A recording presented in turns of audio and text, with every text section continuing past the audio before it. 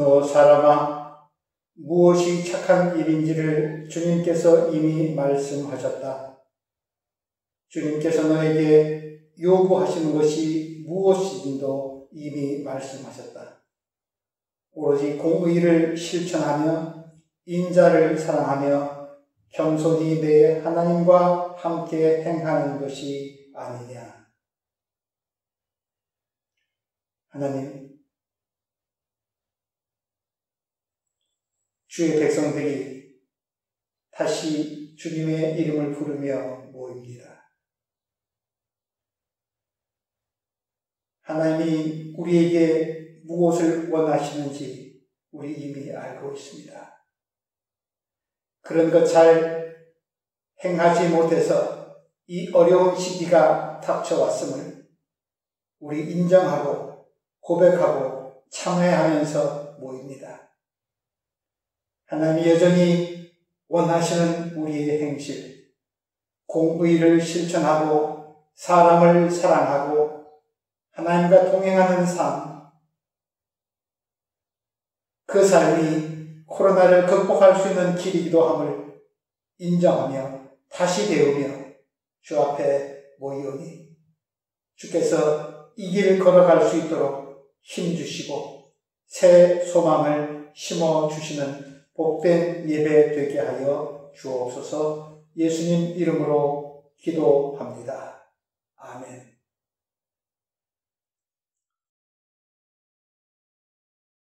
나는 전능하신 아버지 하나님 천지의 창조주를 믿습니다. 나는 그의 유일하신 아들 우리 주 예수 그리스도를 믿습니다.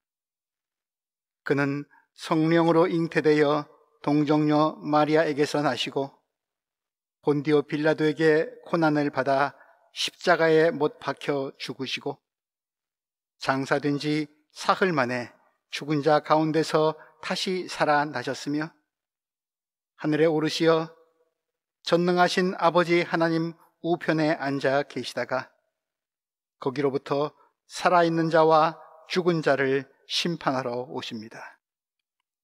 나는 성령을 믿으며 거룩한 공교회와 성도의 교제와 죄를 용서받는 것과 몸의 부활과 영생을 믿습니다.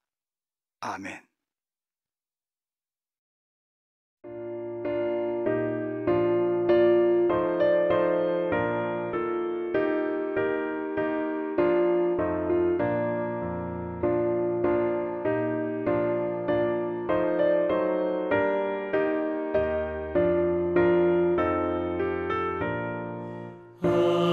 아버지여 이 죄인을 용납하여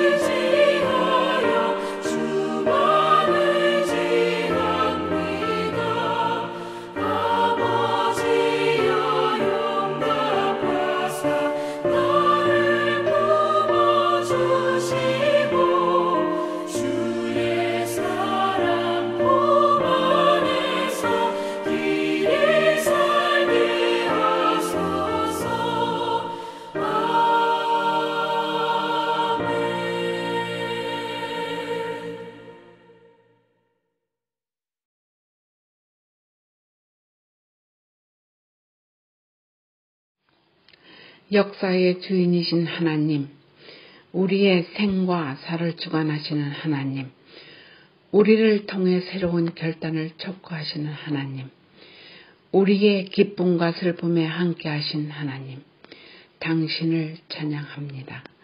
우리가 코로나19로 거의 4개월이 가깝게 방콕이 되어 그리움을 모르는 우리에게 이웃과 믿음의 공동체를 그리워하게 하시고 가족이 함께하는 기쁨을 주셔서 감사드립니다. 함께하는 기쁨이 얼마나 큰 것인지 모르고 살았음을 알게 하신 것, 당신이 우리에게 주시는 지금의 교육입니다. 마스크를 쓰는 것도 서로를 위한 사랑의 표현이라 생각하며 마스크 뒤로 미소를 지어봅니다. 이 세계가 힘들어하는 것, 어느 누구의 잘못도 아니고 우리 모두의 잘못임을 고백합니다.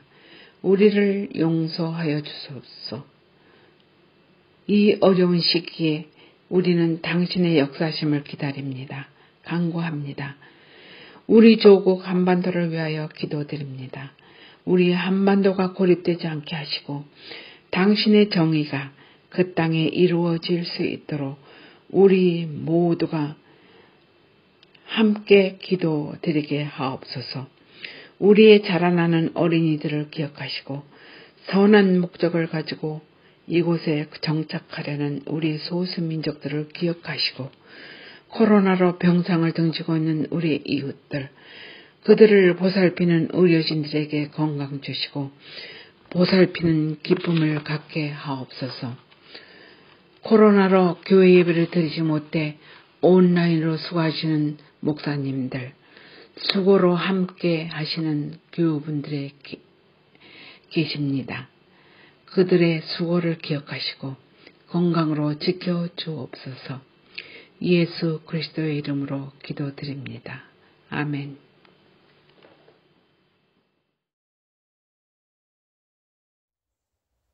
오늘 우리들에게 주시는 하나님의 말씀은 미가서 7장 18절에서 20절까지의 말씀입니다. 제가 봉독하겠습니다. 주님 같으신 하나님이 또 어디에 있겠습니까? 주님께서는 죄악을 사유하시며 살아남은 주님의 백성의 죄를 용서하십니다.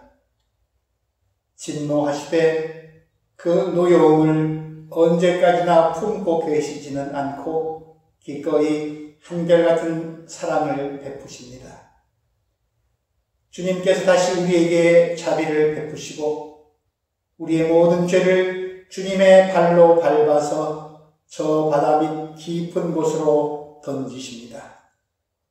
주님께서는 옛적에 우리의 조상에게 맹세하신 대로 야곱에게 성실을 베푸시며 아브라함에게 인애를 더하여 주십니다. 아멘.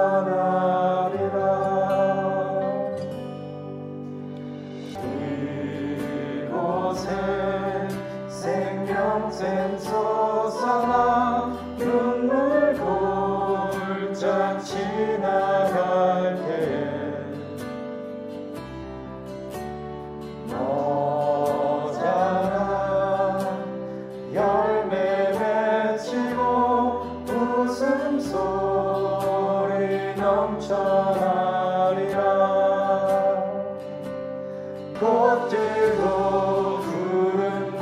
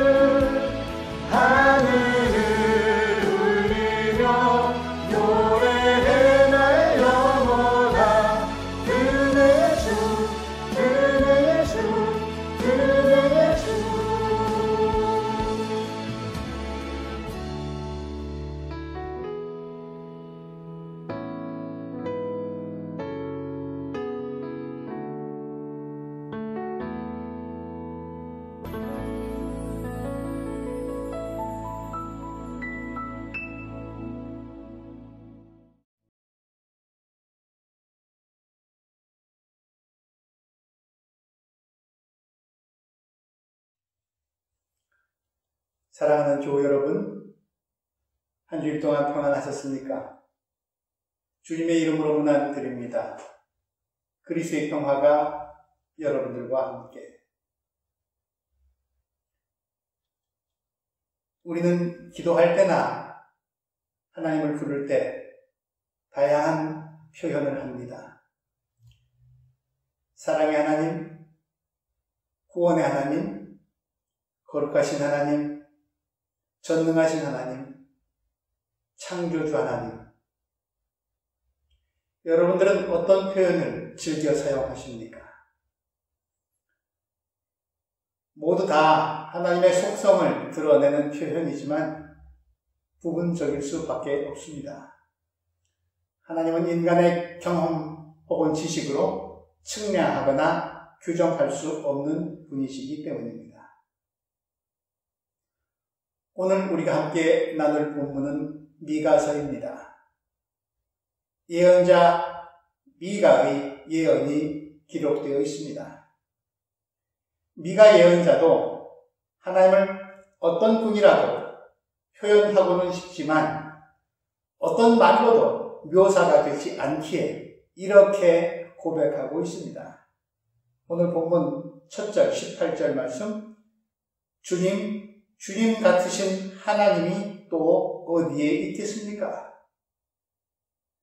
인간의 이해와 헤아림 너머에 계신 분을 인간의 언어로 묘사하기란 불가능함을 인정하는 솔직한 고백입니다.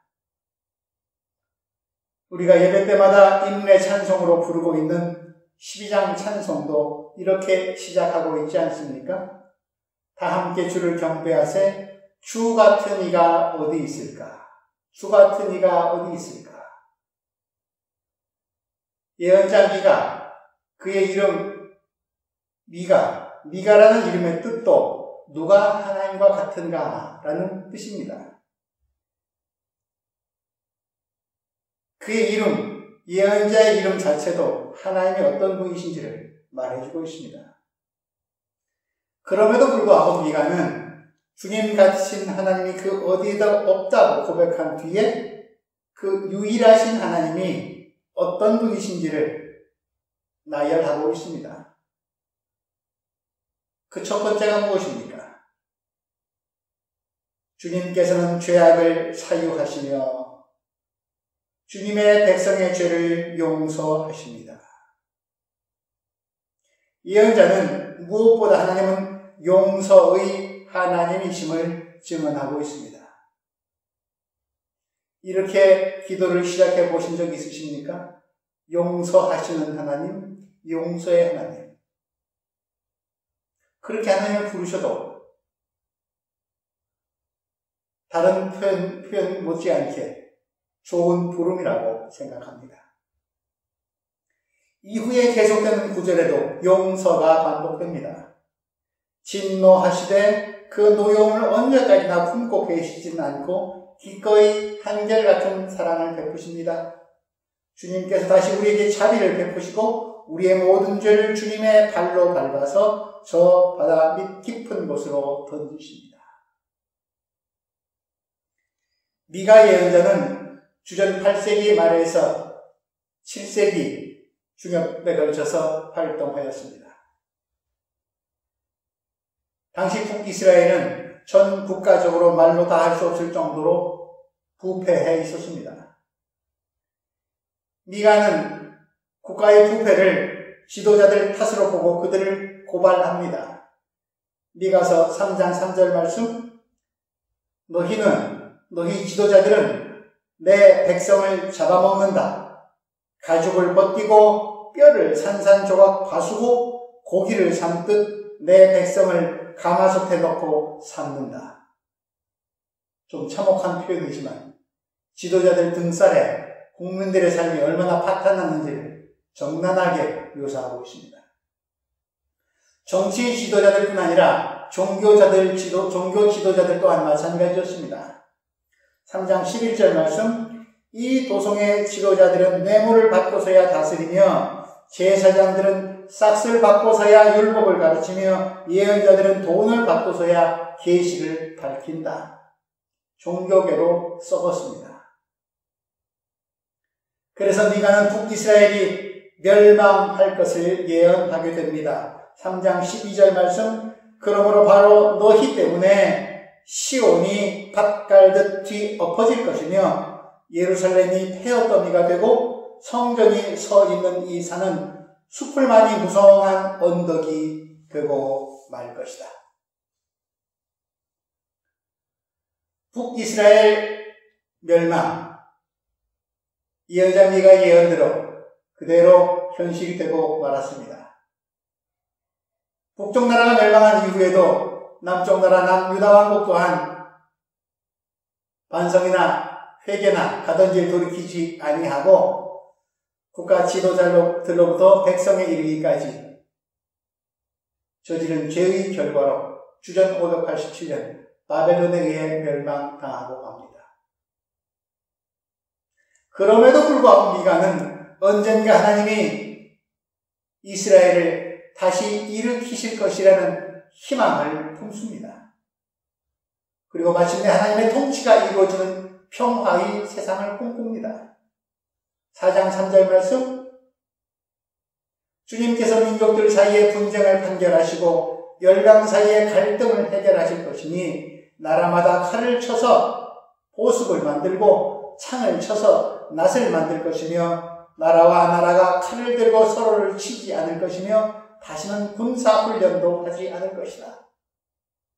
사람마다 자기 포도나무와 무화과나무 아래 앉아서 평화롭게 살 것이다. 사람마다 아무런 위협을 받지 않으면서 살 것이다. 이것은 만군의 주님께서 약속하신 것이다. 이스라엘이 스스로 저지른 죄의 결과로, 회개하지 않은 결과로 큰 재앙이 닥쳤지만 멸망하고 말았지만, 그럼에도 미가가 하나님의 통치, 하나님이 다스리시는 평화의 나라를 희망할 수 있었던 것은 전적으로 하나님이 이스라엘의 죄를 용서하셨다는 사실을 전제로 합니다. 훗날 이스라엘이 바벨론 포로 생활을 끝내고 고향에 돌아올 수 있었던 것 또한 오로지 하나님의 용서와 사랑 덕분이었습니다. 미가는 죄를 용서하시고 한결같은 사랑을 베푸시는 하나님을 찬양하면서 자신의 예언을 마무리합니다. 그 말씀이 오늘 우리가 함께 읽은 본문입니다. 그러므로 죄의 용서, 사유하심, 이것은 참담한 역사의 현장에서 예언자 미가가 간절히 하나님께 부르짖는 것이기도 하지만 이스라엘 백성들이 역사를 통해서 가장 강렬하게 경험한 하나님의 성품입니다. 성경적으로 죄는 하나님과의 관계가 끊어진 것을 말합니다.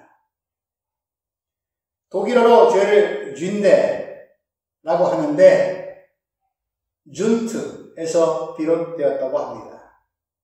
준트, 사전을 찾아보면 해협으로 풀이되어 있습니다. 해협, 육지 사이에 끼어있는 좁고 긴 바다를 말하죠. 지구 곳곳에 해협이 여러 곳에 있습니다만, 유명한 해협도 많이 있습니다만, 우리가 살고 있는 독일 땅에도 해협이 있습니다. 우리 벨리누스 좀 북쪽으로 올라가면 독일의 오래된 중세 도시 슈트랄준트가 있습니다. 슈트랄준트 건너편에는 독일의 손꼽히는 휴양지, 피서지 류겐섬이 있습니다. 근데 슈트랄준트에서 류겐섬으로는 걸어서 건널 수는 없습니다. 걸어서 갈 수는 없습니다. 바다가 가로막고 있기 때문입니다. 다리를 이용해서 건너거나 배를 타고 가야만 합니다. 슈트랄준트와 류겐섬 사이에 있는 오스트제, 그 바다를 슈트렐라준트라고 합니다. 슈트렐라준트. 류겐섬은 물로 가득 찬 이 슈트렐라준트 해협으로 인해서 독일 본토 땅과 나뉘어져 분리되어 떨어져 있습니다. 본토와 섬 사이의 연결이 끊어진 곳, 그곳이 준트입니다. 말하자면 쥔데, 죄란, 하나님과 사람 사이의 연결이 준트 같은 깊은 계곡으로 인해 끊어진 것을 말합니다. 사도 바울은 로마서 1장에서 갖가지 세상에서 벌어지고 있는 인간들이 저지르고 있는 범죄를 열거하고 있습니다. 그중 일부만을 소개하면 로마서 1장 29절 말씀, 사람들은 온갖 불의와 악행과 탐욕과 악의로 가득 차 있으며 시기와 살이와 분쟁과 사기와 적의로 가득 차 있으며 수군거리는 자요. 이하열게 되는 인간의 실상은 2000년 전 믿음의 선배가 보았던 세상의 모습인데 오늘 세상의 모습도 그 실상이 더 참혹해지고 더 극심해졌음을 확인하게 됩니다. 이러면 안 되는데 하는 소위 양심의 소리가 내 속에서 들려옴에도 불구하고 이런 가증할 생각과 마음을 품고 행동하게 되는 이유는 모든 것의 기준을 나 기준으로 모든 것을 판단하고 행동하고 있기 때문입니다. 그러면서 내 주위에 깊은 골을 자꾸 파게 됩니다. 자신과 타인 사이에, 그리고 나와 하나님 사이에 그 골로 인해서 계곡이 생기고 준투가 생깁니다. 준투가 자꾸 깊어지면 그곳으로 물이 스며들고 하나님과 나 사이에, 나와 타인 사이에 연결이 끊어지고 맙니다. 매사가 그런 대로 잘 되는 것만 같을 때는 내가 잘해서 그런 겁니다. 때문에 그의 삶에는 하나님에 대한, 이웃에 대한 배려나 감사가 없습니다.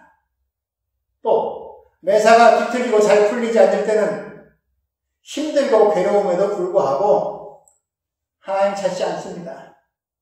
이웃 찾지 않습니다. 거들떠 보지 않습니다.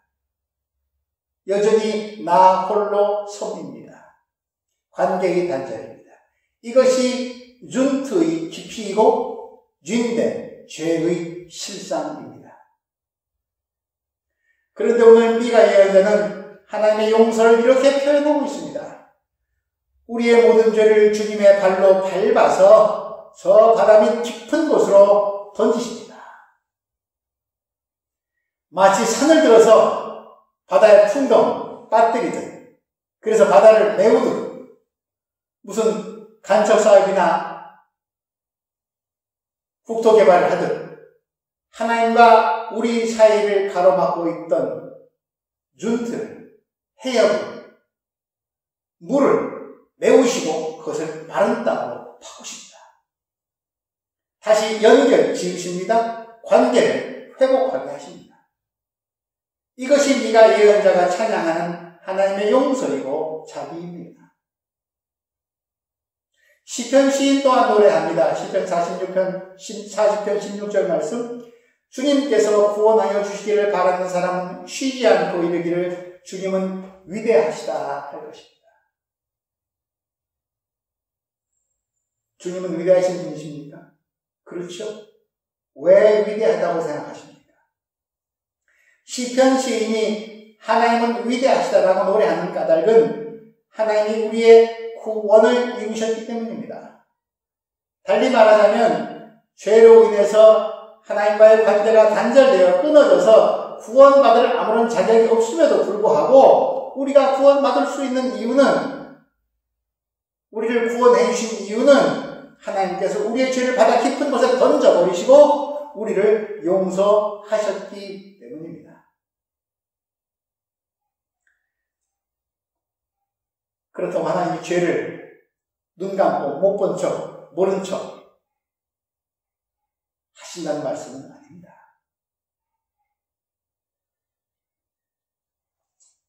그분은 죄를 아시되 죄 지은 인간을 사랑하십니다. 자비와 긍휼로 돌보십니다. 대신에 하나님이 묵과하실 수 없는 죄, 그 죄를 발로 밟아서 세상 죄를 지고 가야 할 어린 양에게 다 지우셨습니다. 그 어린 양은 하나님의 아들이십니다. 하나님은 세상 죄를 대신 진 그 아들을 종래는 십자가에 못 박으셨습니다. 그분이 예수 그리스도이십니다. 그로 인해 우리는 죄의 용서함을 받고 하나님께로 갈 수 있게 되었습니다. 사유의 은총으로 죄인인 우리가 하나님 덕분에, 예수 덕분에 하나님께로 갈 수 있게 되었습니다. 준트, 해협을 건널 수 있게 됐습니다.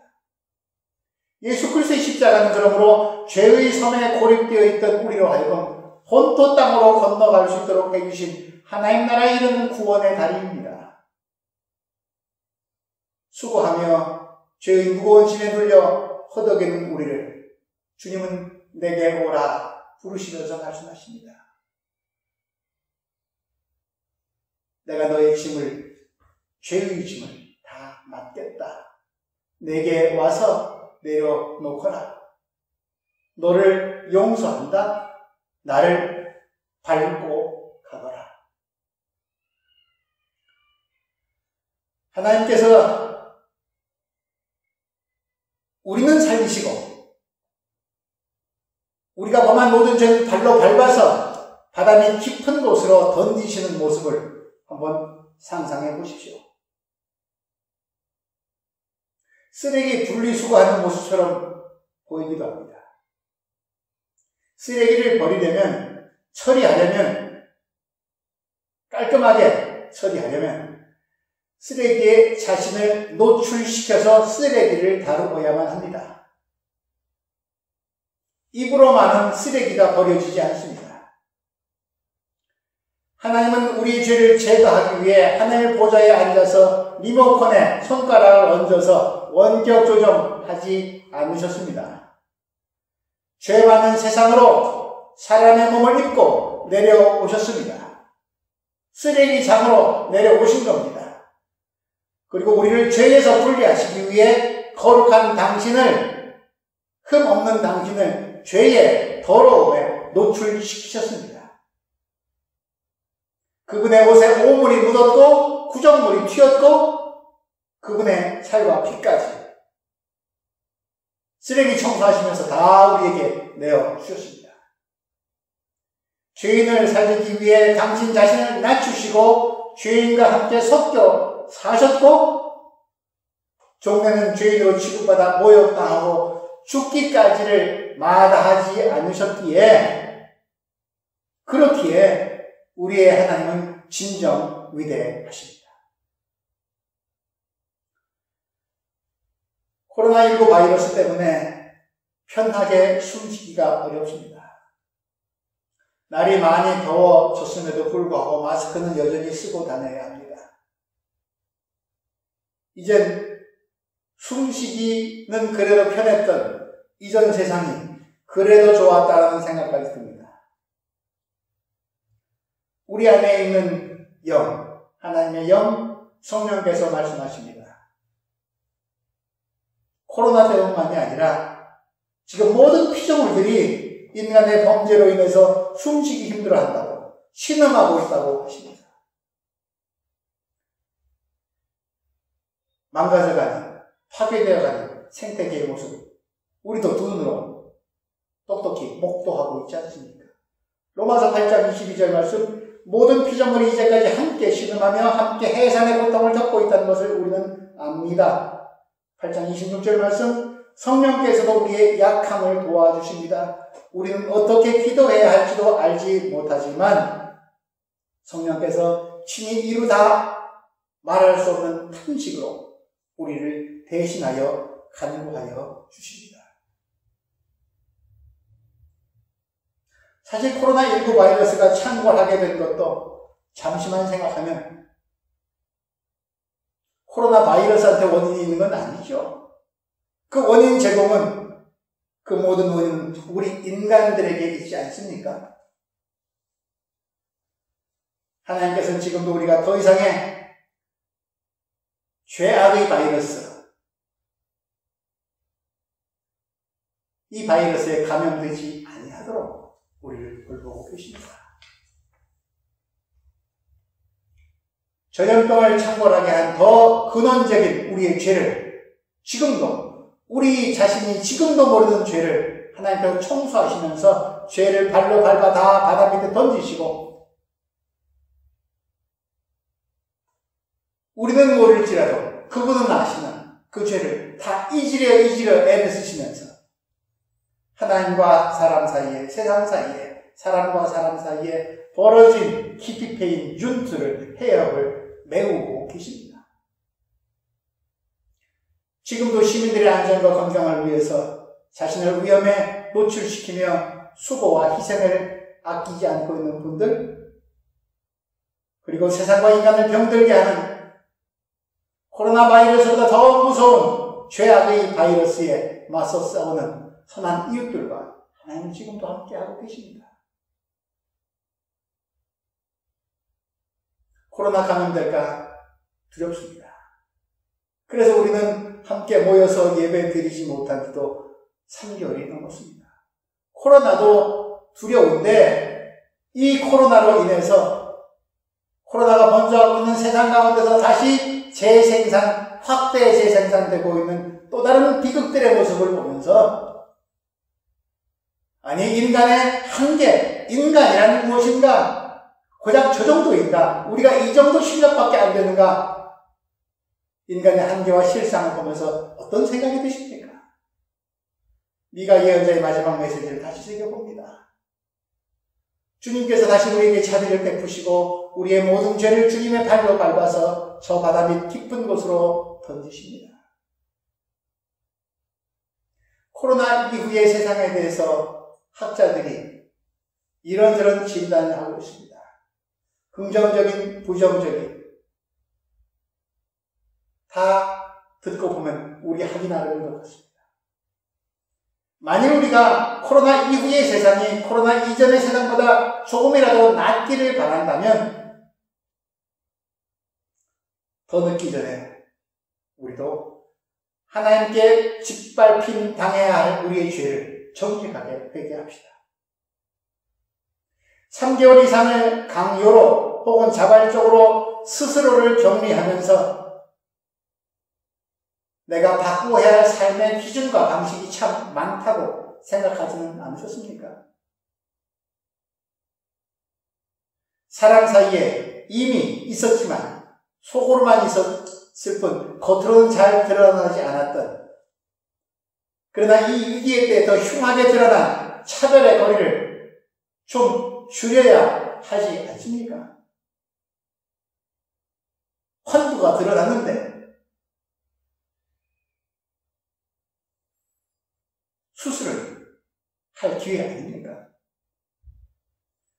생계가 위협당하는 이웃들이 날로 많아지고 있는데 그래도 안전한 우리는 어떻게 기도해야 합니까?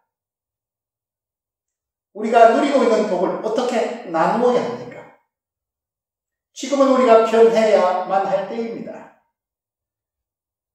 미가는 하나님이 원하시는 변화를 그의 예언 가운데 증언하고 있습니다. 미가서의 주제이기도 합니다. 미가서 6장 8절 말씀, 너 사람아 무엇이 착한 일인지를 주님께서 이미 말씀하셨다. 주님께서 너에게 요구하시는 것이 무엇인도 이미 말씀하셨다. 오로지 공의를 실천하며 인자를 사랑하며 겸손히 내 하나님과 함께 행하는 것이 아니냐. 공의를 실천하는 일, 사람을 사랑하는 일, 하나님과 동행하는 일, 코로나 시대에 우리가 훈련하면서 이루어가야 할 변화된 인류 공동체의 모습, 이래야 코로나 이후의 시대를 기대해 공직할 만한 것 아니겠습니까? 물론 우리는 압니다. 사람은 쉽게 변하지 않습니다. 내게 익숙한 것들, 습관된 것들 좀처럼 버리지 못합니다. 상황이 좀 심각하더라도 혹은 압력이 좀 크더라도 우리 안에 깊이 뿌리 박힌 심성의 근본적인 변화가 일어나기는 어지간해서는 어려울지 모릅니다. 그러나 미가 예언자가 바벨론 포로에서 돌아온 이스라엘 백성들에게 선포하고 있듯이 하나님은 지금도 우리를 벌 주시려는 것이 그분의 목적이 아니라 우리를 살리시려고 우리의 모든 죄를 발로 밟아서 친히 당신이 발로 밟아서 바다 저 밑은 곳 깊은 곳으로 던지고 계십니다. 하나님 혼자만 그렇게 일하시기에 우리는 수수방관하고 있으시렵니까? 그리고 걸어왔던 길을 계속 걸으면서 오물을 하나님께 던지고만 계시렵니까? 타인과 생태계에 저질렀던 범죄를 회개하고 죄악의 짐을 벗어 던집시다. 그리하면 하나님께서 인류 공동체에 꼭 필요한 것을 약속해 주실 것입니다. 그 약속이 오늘 본문 마지막 절 20절 말씀입니다. 주님께서는 옛적에 우리의 조상에게 맹세하신 대로 야곱에게 성실을 베푸시며 아브라함에게 인애를 더하여 주십니다. 이 하나님의 성실과 인애가 우리의 삶을 새롭게 바꾸라고 앞에서 이끌고 계십니다. 하나님의 용서와 자비, 성실과 인애로 인해서 일어나는 인간의 변화, 세상의 변화를 기대하고 싶습니다. 우리를 도우시는 성령께 의지합시다. 코로나가 우리를 위협할지라도 공의를 실천하고 사람을 사랑하며 겸손히 하나님의 뜻을 묻고 하나님과 함께 죄악된 행실을 벗어 던질 수 있기를 바랍니다.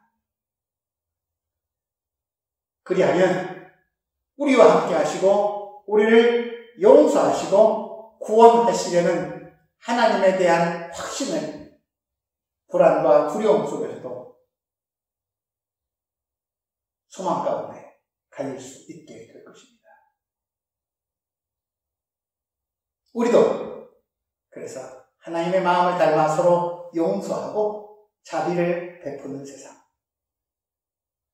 자기 몫의 십자가에 성실하고 타인을 어진 마음으로 대하는 그런 사람들이 함께 어울려 사는 세상, 그렇게 함께 사는 평화 공존의 세상이 코로나 이후의 세상이 되기를 바랍니다. 그 세상을 위해 주님과 함께 일하는 하나님의 백성들이 되시기를 주님의 이름으로 기원합니다. 하나님, 미가 예언자의 예언을 코로나 시대에 다시 듣습니다.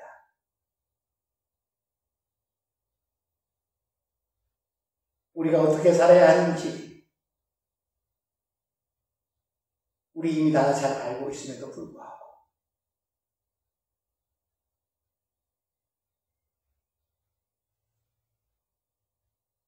내 욕심과 내 뜻만 조치하다 보니 사람에게서도 하나님에게서도 멀어졌고 세상은 이 지경이 되고 말았습니다. 그럼에도 불구하고 하나님은 지금도 용서하시려고 자비를 베풀고 계시고 세상을 회복하시려고 우리가 어지럽힌 세상을 또 청소하고 또 새 기회를 주고 계십니다. 이제는 우리도 하나님과 함께 하나님의 마음을 헤아리면서 세상을 살리는 일에 동참할 수 있도록 인도하여 주옵소서. 그러기 위해서는 여전히 주님의 용서하심의 사이의 은총이 필요하오니 우리가 미처 고백하지 못하는 죄악도 주께서 씻어주시고 우리와 하나님 사이에, 사람과 사람 사이에, 이 모든 생명체들과 사람 사이에 놓여져 있는 이 깊고 깊은 어둠과 죽음의 계보, 하나님의 사랑의 은총으로 메우는 일에 나도 작은 벽돌 한 장이라도 하나님을 도우며 서로를 잇는 길에 쌓아 올릴 수 있도록 인도하여 주옵소서. 그 일에 우리의 몸된, 주님의 몸된 한인교회 공동체가 함께 합력할 수 있도록 인도하여 주옵소서. 우리를 용서하시고 사랑하시는 예수 그리스도의 이름으로 기도드립니다. 아멘.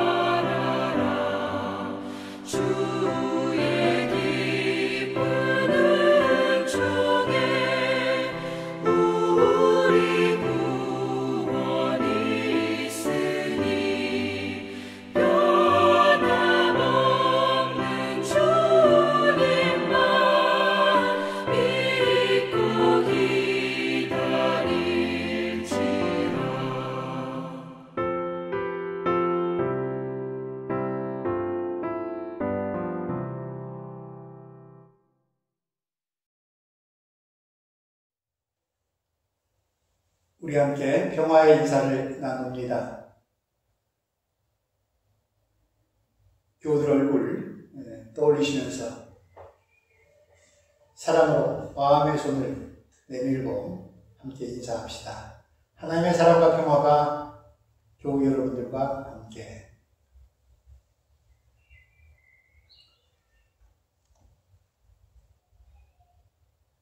이제 6월도 거의 마무리되어 가고 있는 시점이고 이제 곧 새 달 7월이 시작됩니다. 아주 본격적인 여름으로 접어드는데 날이 많이 더워졌습니다. 코로나 때문에도 우리가 조심하고 있는 상황인데 무더위 여러분들 건강 잘 돌보시면서 잘 이겨내실 수 있기 바랍니다. 하나님의 평화가 여러분들 몸과 마음을 잘 지켜주시길 바랍니다.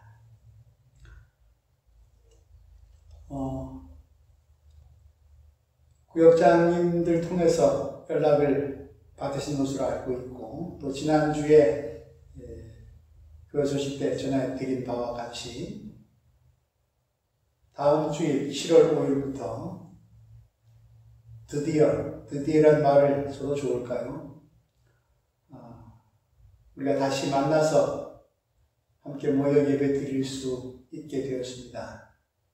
7월 5일 오후 3시부터 하이랜드 예배실에서 다시 모여서 주일 예배 드립니다. 그러나 목회 서신과 또 통신을 통해서 받으시고 또 읽어보신 줄 압니다만 여러 가지 우리가 지켜야만 될 안전수칙이 있습니다. 그 모든 수칙들을 함께 모인 우리들이 서로 타인을 배려하면서 잘 지켜야 합니다. 그것이 나를 위한 길이기도 합니다. 아마 각 구역별로 예배에 참석하기 원하시는 분들이 지금 멜던을 하시는 것으로 알고 있습니다만 주중에 한번 확인해서 필요한 것이 있으면 교우분들께 다시 연락을 드리도록 하겠습니다. 일단 예배 참석 희망하시는 분들 함께 모여서 예배 드릴 수 있도록 교회에서는 잘 준비하겠습니다. 다음 주 오후 3시 하이랜드 교회 예배실로 모여주시기 바랍니다. 그런데 한 가지 당부드리는 것은 예배 드리기 전에 우리가 좀 준비해야 될 절차들이 좀 있기 때문에 예배 시간 맞춰서 너무 화급하게 오지 마시고 조금 서두르셔서 한 20-30분 전에 미리 와서 앉아 계시면 예배를 준비하는 일에 또 서로를 위해서 더 좋을 것 같습니다. 협조를 부탁드립니다. 교회 학교는 계속해서 온라인으로 예배드리고 있고 7월부터는 또 부서별로 교육관에서 모여서 예배 드릴 수 있는 방법을 지금 강구하고 있습니다. 교회 선생님들의 수고에 감사드립니다. 이번 주 금요일 7월 3일에는 제도한인교회협의회 신학위원회가 모입니다. 직접 만나지는 못하고 화상으로 회의가 진행될 것이고 10월에 총회가 있는데 그 총회 관련된 일들 논의하면서 협의의 일들을 함께 나누고자 합니다. 협의를 위해서도 기도해 주시기 바랍니다. 오늘의 로중과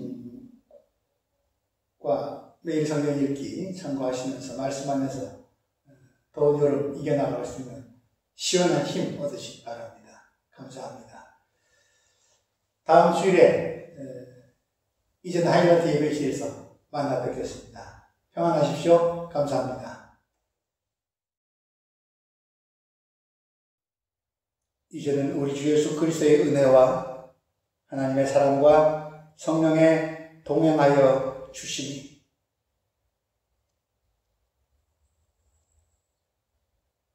이 위기의 때를 우리 스스로를 돌아보고 성찰하며 하나님의 용서하심을 바라면서 이미 용서하고 계신 하나님께 감사드리면서 우리에게 새로운 삶의 기회를 주시는 하나님과 함께 새로운 세상을 꿈꾸며 더불어 사는 평화의 세상을 이루기 위해 인자와 성실로 하나님과 동행하려는 여기 모인 용서와 자비의 공동체에 위해 이제로부터 영원까지 함께 하시기를 간절히 축원합니다.